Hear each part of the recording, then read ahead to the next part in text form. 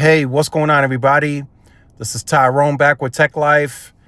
This is a great article here from CNET. I'll leave a link to it in the description so you guys can check it out. So make sure you guys check out these types of articles that really explain and break down the T-Mobile deals that are currently ongoing, right? T-Mobile is in a aggressive position currently. They're on the offensive. Because they've been having to play a little defense, right? They've been having to defend their position, even though they won't acknowledge or admit that publicly. They've been having to defend their position because Verizon and AT&T are getting more aggressive themselves. So it's not just a walk in the park for T-Mobile anymore. They have to actually respond to the market, and they have to launch deals like the iPhone 16 Pro deal, where you can get the device without trade-in and still get $800 to pay off your old device with the carrier you're with, or switching from, I should say. So that is an aggressive promo if I've ever seen one. Very aggressive.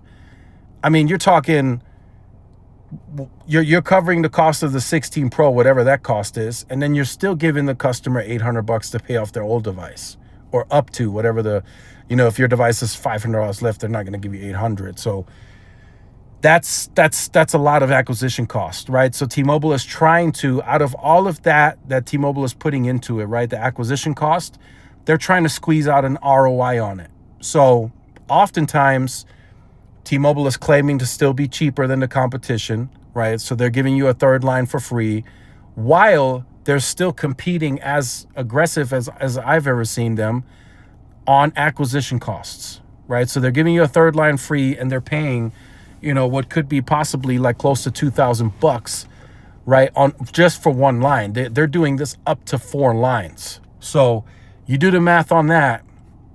It can take a while for T-Mobile in some cases to make an ROI on the customer, right? But here's everything explained, right? If you're in the market for a new phone, maybe you're looking at T-Mobile. It's a great breakdown from CNET. Here you see a free iPhone 16 Pro, $1,000. Then you see up to $800 off the current contract with the carrier you're with, and then you can see including US Cellular, Verizon, AT&T.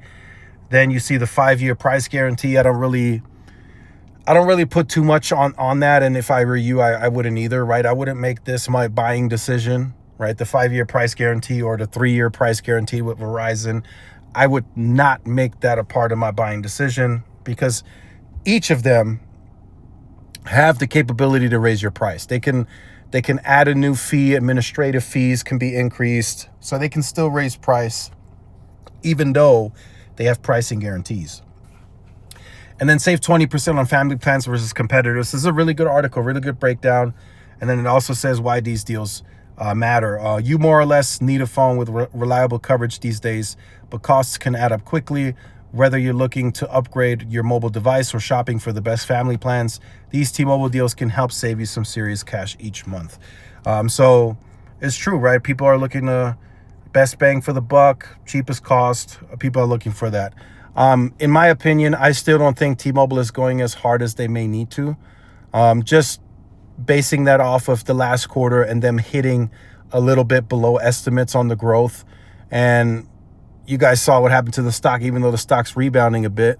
But if they, again, miss estimates for the second quarter, I mean, it's gonna negatively impact the stock again, like big, right? So I feel the market is competitive. It's saturated, as I've said in previous videos. T-Mobile should be at the forefront again for this next quarter with the most growth.